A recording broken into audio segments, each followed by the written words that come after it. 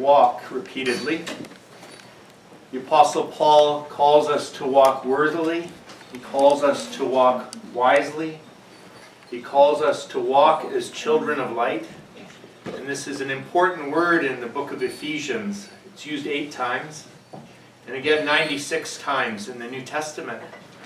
And what is this walk? Well, it's none other than the Jesus way. It's the walk of the narrow way. It's the walk of co-suffering love. It's the walk that we see in the gospel reading as well. And we'll notice a few different types of walk in this reading. First of all, we have the one who was walking from Jerusalem to Jericho. And in some ways, he's just an unfortunate man who was fell upon by thieves. But you know, some of the church fathers, when they would describe this parable, they would represent Jerusalem as communion with Christ. And Jericho is sort of a Las Vegas, a place where we're moving away from Christ. And so in some ways they saw this first man, the man who was beaten, as one who was walking away from the Father's house, off into the city of debauchery, very much like the prodigal son when he walked away from the Father's house and ended up in the pig pen. And as often happens when we walk away from mercy, when we walk unwisely. The thief is able to come, to steal, to kill, to destroy. And in this case, he mugged and robbed and beat the man half to death and left him there. So this is one of the ways of walking unwisely. And yet we see also with the priest and the Levite, they too were walking unwisely, even though they were on the way, perhaps even to the divine liturgy, because they were still walking away from mercy. You know, the Jericho road was only about 8 feet wide, and so they would have seen this man for sure. And when they looked at this man, they saw him, but they didn't stop, and they didn't help. And they moved on, and perhaps they had many reasons to move on. They were busy, they needed to get to the temple. Perhaps they also thought, well, he deserved it somehow, as we sometimes hear people say. And even they may have thought, we don't want to help because we wouldn't want to enable him. We don't want to create a kind of world where people get help wherever they're in trouble. And it seems to me that this is a very self-righteous kind of way of looking at things. It also seems that the law is represented in this as unable to help those who've been beaten down. But then we see the Good Samaritan come along. And he's walking this Jesus way. He's walking the way of mercy and compassion. And he stops and he helps. And the Good Samaritan is able to bring healing to this man. But first of all, it's remarkable that Jesus would make a Samaritan the hero of the story. In our culture, it would be like saying the good Muslim came along and he stopped in a way that the priest or the Levite hadn't.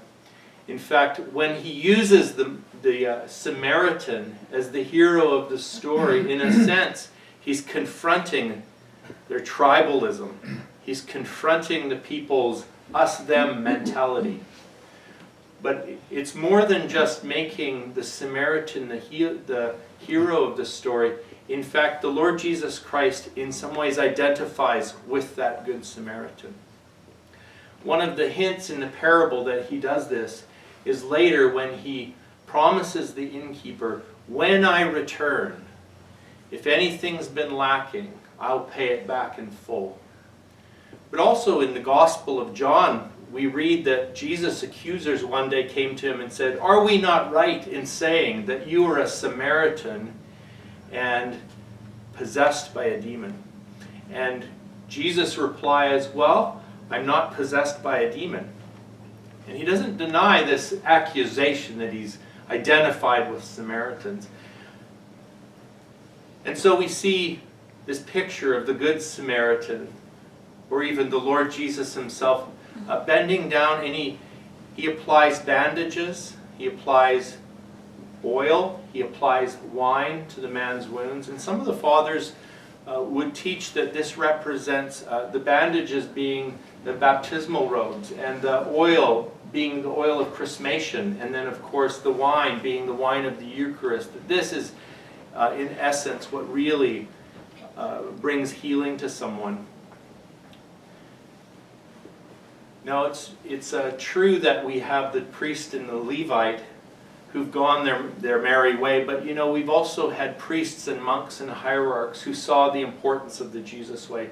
Even the great men who wrote our liturgies, Basil the Great, John Chrysostom, we hear about their compassion to those who were marginalized, those who were beaten, downtrodden and oppressed. St. John Chrysostom once said, if you can't find Christ in the chalice, or in the poor, you won't find him in the chalice.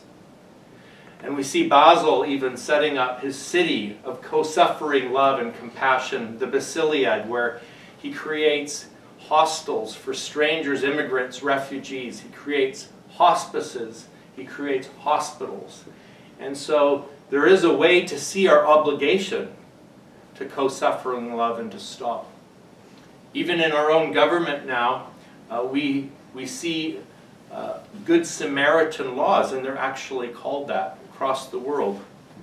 In the nation of Germany, they have a Good Samaritan law that you can't just drive by a car accident, because there were so many people driving along afraid of being sued if they made a mistake. And their government said, no, we must stop, and they call it a Good Samaritan law. In British Columbia here, we have a Good Samaritan law that says if you know of a child being harmed or abused, you must not ignore it. You're responsible to say something. Could it be that what secular governments have discovered in the Good Samaritan, that Christians could discover once again, compelled not by the law, but by love? And then finally we have the innkeeper. Although he's not walking the Jericho road, he has an inn on the way of the Jericho road, and that inn is a way of life. That inn represents the church. And so when the Lord Jesus Christ, the Good Samaritan, comes and he delivers the broken and beaten, where does he bring them? He brings them to the inn, and he transforms the inn into a hospice, into a hospital through compassion. It's our opportunity in this time to be that inn. We hear of refugees coming from the east again. And, many of us here were refugees, or our parents were refugees at one time.